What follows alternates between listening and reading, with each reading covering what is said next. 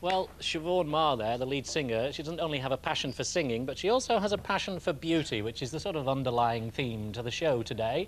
We thought we'd have a chat about that. Let's actually just deal with the band first of all. Liverpudlian band. That's right, yeah. There's a bit of a bubble coming out of Liverpool again at the moment, isn't there? There is. It's sort of, there was an attention on Manchester for a while, and now it's all coming back to Liverpool again. But that always happens every so many years.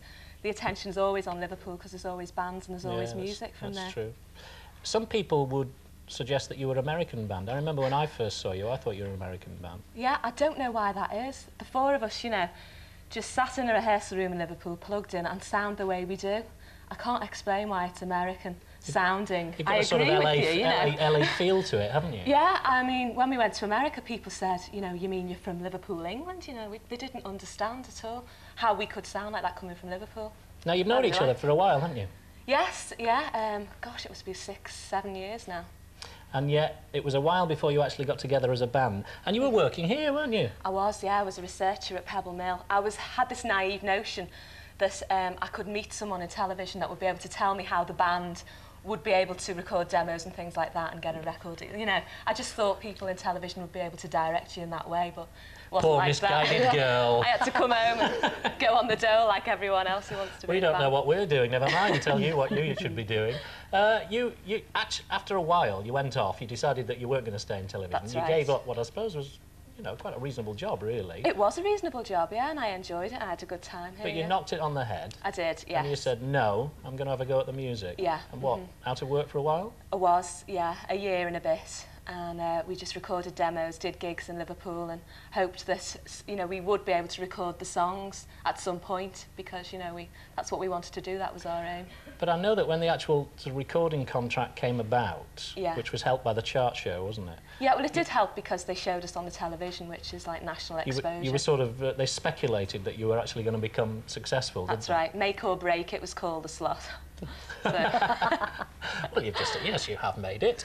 And from then, it was just moments later that you were, or it seemed like moments later, that you were in LA actually recording. Yeah, that's right. We were well on our way to signing with AMI at that point. It did help, and a few months later, we went to Los Angeles to start the record, which was brilliant. 3 months in LA, doing the album with someone that we, you know, respected for his production that he'd done before and his musical ability. I bet you couldn't believe it, could you? No, we couldn't. It was great. Actually, talking of things you couldn't believe, now, I think I'm right in saying, did you do Fleetwood Mac at Wembley? You supported Fleetwood Mac at Wembley, and you did Tina Turner at Nebworth.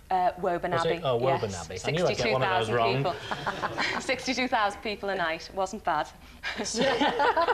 Well, I mean, what was that like? It was brilliant. It was really great. And when you've been doing, on the tour, you know, we hadn't played places, obviously, that were that big, to suddenly go onto a stage where you had to run a few miles to your guitar for the next song, you know. I don't know, yeah, I remember you playing in Flames in Bootle. Well, a long time ago, you know. From small beginnings. Like? Well, Flames, Siobhan and I, neighbours, friends for many years. We both come from Crosby, which is the centre of the universe, you see. Of course it is, yes. It was the only place, really, that had a scene of sorts at the time for bands. It was like an old fire station, which is why it was called Flames, and it was really big in the time, you know, at the time. And Siobhan used to go and play there, and I used to go and watch her. You were a groupie? I was a more groupie, yeah, no, we were good friends, and she was brilliant even then, but look how things have changed. It's a long time ago, that now. Shut up. I think that's even closed down, that place. From there to Wembley. They closed it down. From there to Wembley Stadium. But I was really pleased the way our music translated onto that big stage and to captivate the audience, because I thought they might all talk, you know, because we were only the support act. But, you know, it was, we got good attention, good response, and sold a lot of albums because of it, which was, you know, great. Got the a lot of album's people almost into gone the gold. band. Now then, I said we'd get on to beauty because there is this theme to the show today, which is beauty, and we're going to meet someone who's an expert in it in a moment. You're particularly keen on beauty without cruelty, aren't you? Yes. Now, is that the name of a product, Beauty Without Cruelty? There is a product called Beauty Without Cruelty, but of course the Body Shop has the same thing. They don't test on animals either. I just feel that people should be made more aware of it, especially teenagers, because they're the ones that are going out to buy their first lip gloss and mascara that people aren't supposed to notice that you're wearing in school. But if it was displayed properly and racked properly for you to know that that is tested on animals and that isn't, then you would know. And also, Beauty Without Cruelty, it's very good. It is sort of reasonably priced. You should go and get that, but I find they often don't make it look as attractive as, say, the boot zone type things where, you know, you've got like the trendy sort of photographs and things like that that go with it. So maybe they should market it more at youngsters who are buying the first lots of makeup, and then they'll carry on using it for the rest of their lives. What made you suddenly get into it? Well, it was, I was walking through Church Street in Liverpool and I saw a poster and all people handing out leaflets, and you know the way you don't usually pay attention, and it was a poster of a rabbit having lipstick put on its back, and they'd scratched like a saw and they were rubbing the lipstick into it, and also mice having shampoo put in their eyes. And I just thought, this is not, I don't want to buy any products that are just linked because with of this. beauty. You're absolutely dead right. And that was just all it took. It was my awareness of that to change my way of thinking. So if other people, I've just heard you say that now, and they think, yes, I am going to do something about it. You did do something about it. What problems did you face? Is it availability? Well, is it? Yes, sometimes, and also just laziness. It's like reaching for something that is, you know, there, and you go, I'll have that, instead of thinking I'll walk down there and buy the Beauty Without Cruelty one.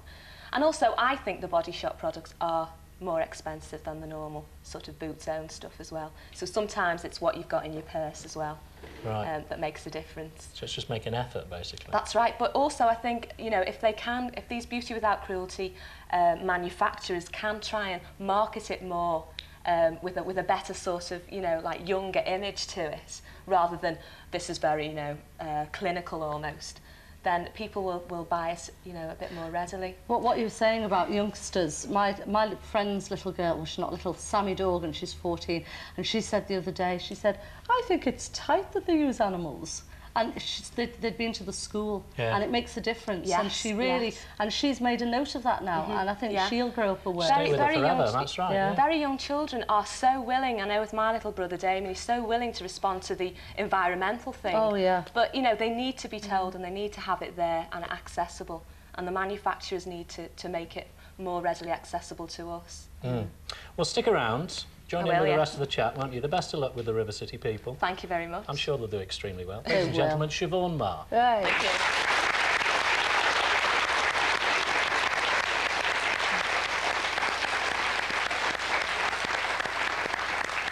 you. Now, someone that you're going to enjoy seeing now, Siobhan. We've got someone coming down the wonderful stairs here.